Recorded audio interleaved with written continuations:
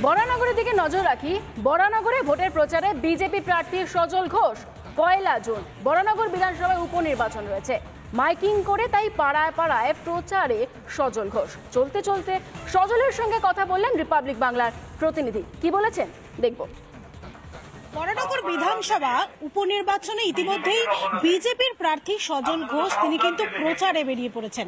তালবাগান মাঠ থেকে তার এই প্রচার শুরু হয়েছে এবং অভিনব প্রচার আমরা দেখতে পাচ্ছি যে সজল ঘোষ তিনি কিন্তু মাইকিং করে মানুষের কাছ থেকে একটাই আবেদন করছেন, তার কারণ 2026-এ আবারও বিধানসভা নির্বাচন রয়েছে এবং এই মুহূর্তে 2024 অর্থাৎ 2 বছরের জন্য যাতে মানুষ একটু পাশে থাকে, যাতে মানুষ বিজেপিকে সমর্থন করে, যাতে একটা অন্তত সুযোগ দেওয়া যায় এই বিজেপি সরকারকে, যাতে বিজেপি যদি আসে এই বরানগর উপনির্বাচনে যাতে কাজ করার সুযোগটুকু পায়, সে কারণে আমরা দেখতে পাচ্ছি এই মুহূর্তে সজল ঘোষ তিনি কিন্তু প্রচারে ইতিমধ্যেই নেমে পড়েছেন, মানুষের সঙ্গে জনসংযোগ করছেন। আমি একটু সজল ঘোষের সঙ্গে কথা বলার চেষ্টা করব।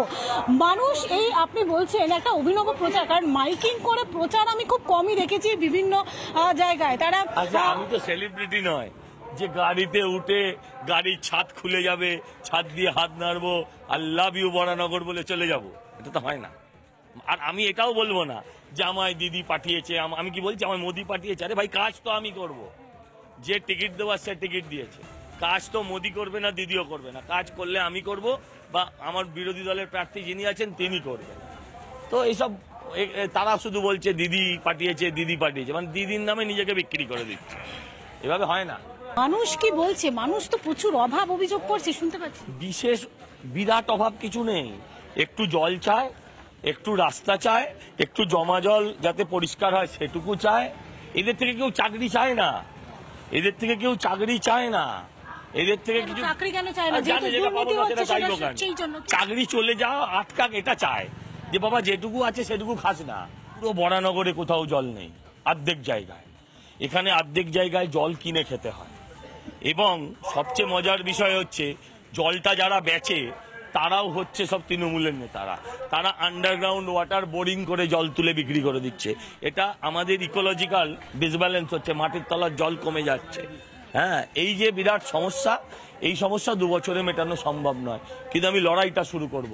যে সজল ঘোষ যিনি বিজেপি প্রার্থী, মানুষের কাছে 2 বছর চেয়ে নিচ্ছেন, 2 বছর সুযোগ দিতে বলছেন তাকে, যাতে মানুষের হয়ে রাস্তার উন্নয়ন থেকে শুরু করে পানীয় জলের ব্যবস্থা থেকে শুরু করে জমা জল পরিষ্কার থেকে শুরু করে সমস্ত রকম যে সুযোগ সুবিধা যাতে বরানগরের বাসিন্দারা পান, সেই চেষ্টাই তিনি করবেন।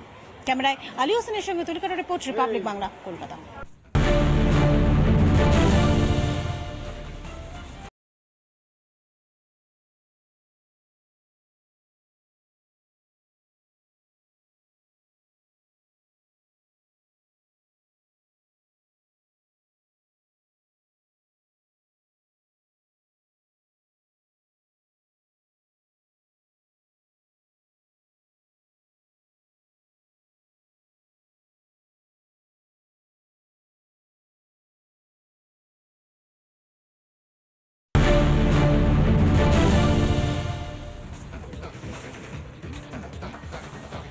বরানগরের দিকে নজর রাখি।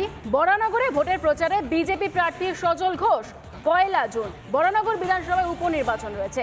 মাইকিং করে তাই পাড়ায় পাড়ায় প্রচারে সজল ঘোষ। চলতে চলতে সজলের সঙ্গে কথা বললেন রিপাবলিক বাংলার প্রতিনিধি। কি বলেছেন দেখব। বরানগর বিধানসভা উপনির্বাচনে ইতিমধ্যেই বিজেপির প্রার্থী সজল ঘোষ তিনি কিন্তু প্রচারে বেরিয়ে পড়েছেন।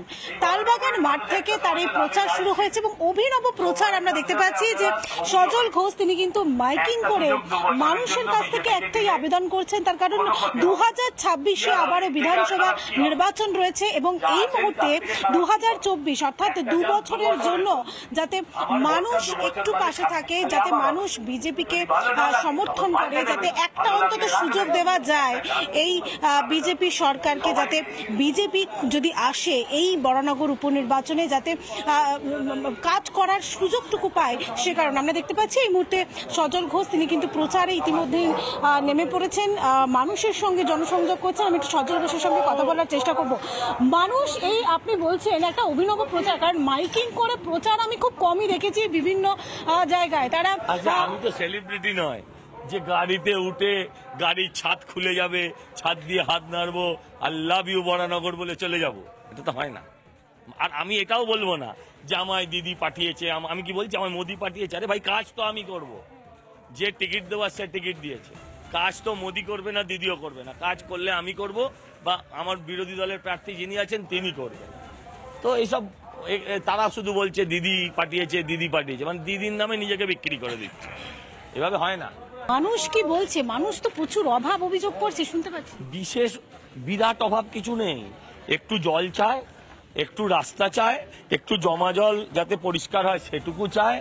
এদের থেকে কেউ চাকরি চায় না, এদের থেকে কেউ চাকরি চায় না, এদের থেকে কিছু চাকরি কেন চায় না? জানে যেটা পাবো না সেটা চাইবো কেন? চাকরি চলে যাওয়া আটকাক এটা চায় যে বাবা যেটুকু আছে সেটুকু খাস না। পুরো বরানগরে কোথাও জল নেই, অর্ধেক জায়গায়। এখানে অর্ধেক জায়গায় জল কিনে খেতে হয়। এবং সবচেয়ে মজার বিষয় হচ্ছে জলটা যারা বেচে তারাও হচ্ছে সব তৃণমূলের নেতারা। তারা আন্ডারগ্রাউন্ড ওয়াটার বোরিং করে জল তুলে বিক্রি করে দিচ্ছে। এটা আমাদের ইকোলজিক্যাল ডিসব্যালেন্স হচ্ছে, মাটির তলার জল কমে যাচ্ছে। হ্যাঁ, এই যে বিরাট সমস্যা, এই সমস্যা 2 বছরে মেটানো সম্ভব নয়, কিন্তু আমি লড়াইটা শুরু করব। যে সজল ঘোষ যিনি বিজেপি মানুষের কাছে 2 বছর চেয়ে নিচ্ছেন, 2 বছর সুযোগ দিতে বলছেন তাকে, যাতে মানুষের হয়ে রাস্তার উন্নয়ন থেকে শুরু করে পানীয় জলের ব্যবস্থা থেকে শুরু করে জমা জল পরিষ্কার থেকে শুরু করে সমস্ত রকম যে সুযোগ সুবিধা যাতে বরানগরের বাসিন্দারা পান, সেই চেষ্টাই তিনি করবেন। ক্যামেরায় আলী হোসেনের সঙ্গে তুলিকা রিপোর্ট, রিপাবলিক বাংলা, কলকাতা।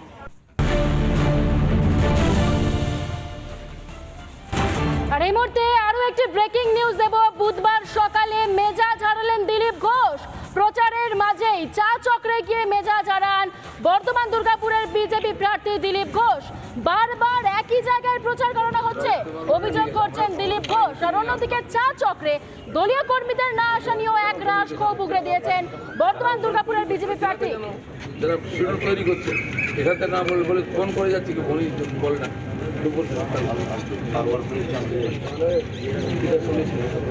আমার কথা কোনো সূচনা ছিল না, দিলীপ ঘোষের কোনো সূচনা ছিল না, আপনার কখনো ছিল না।